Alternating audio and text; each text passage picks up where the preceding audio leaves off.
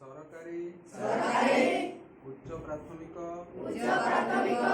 ବିଦ୍ୟାଳୟ ମନୋହରପୁର ଛାତ୍ରଛାତ୍ରୀ ଶପଥ କରୁଅଛୁ ଯେ ପରିଷ୍କାର ପରିଚ୍ଛନ୍ନତା ପାଇଁ ଅଙ୍ଗୀକାରବଦ୍ଧ ହୋଇ ରହିବୁ ଏବଂ ସେଥିପାଇଁ ସମୟ ଦେବୁ।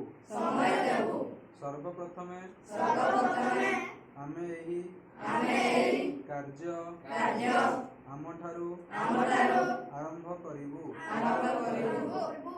ଆମ ବିଦ୍ୟାଳୟ ଘର ବସ୍ତି ଓ ଗ୍ରାମ ସହରକୁ ସଫାସୁତୁରା ରଖିବା ପାଇଁ ଯଥାସାଧ୍ୟ ଉଦ୍ୟମ କରିବୁ।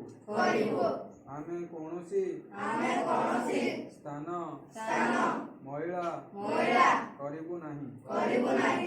ଅପରିଷ୍କାର ସ୍ଥାନକୁ